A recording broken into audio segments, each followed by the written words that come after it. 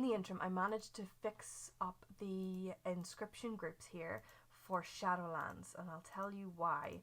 All I really did was I moved the decks. I had all the decks in a single one here, but I have moved them into separate sections. Okay, now you can take this little section here completely out of your main profile if you want, but I'll tell you what I've done, because I've set this up for the first week of Shadowlands. Each of these different groups has a different shopping operation attached to it. The shopping operation for the Indomitable group will look at a combined price of all the Indomitable cards.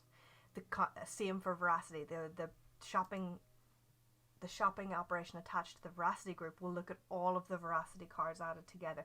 Here's why this is useful. When you go into a search, I'm going to have to show you this because I feel like showing you is best, but it allows you to shopping search. Obviously, Shadowlands is not out yet. I cannot shop those particular cards, but let me just shop. Let me find something I can shop. I don't have any shopping operations attached to any others.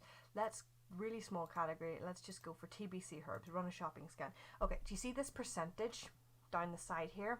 62, 93, 100, 139. See this percentage? When Shadowlands launches and you run a shopping scan for those groups, for those card deck groups, that percentage is going to tell you how much you stand to make or lose if you use the cards to make those decks. So what I'm saying here is, if it's sitting at 100%, that means it's exactly the same cost to buy all the cards and make the deck as it is to just buy the deck, right? So there's no profit to be gained there. If it's sitting at a green number, if it's less than 100%, then it's actually cheaper to buy the deck than it is to buy all the separate cards, right? So you're going to make no profit on that. But see these red ones?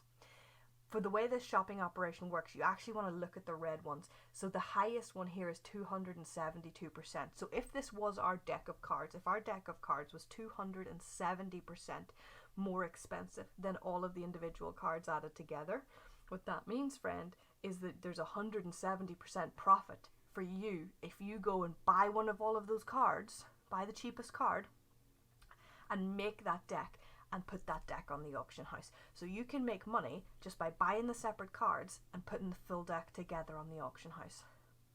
Okay, so you just want to look out for ones that are over 100%. I wouldn't go for anything that's less than 150%, but if it's over 150%, you are going to make a tasty profit just buying the simple cards, turn them into a deck, putting them back on the auction house. It takes seconds. It can make a ton of cash, particularly in the first week or two when people are really trying to get those Dark Moon Fair decks. So enjoy, have fun. I hope that helps you. Bye.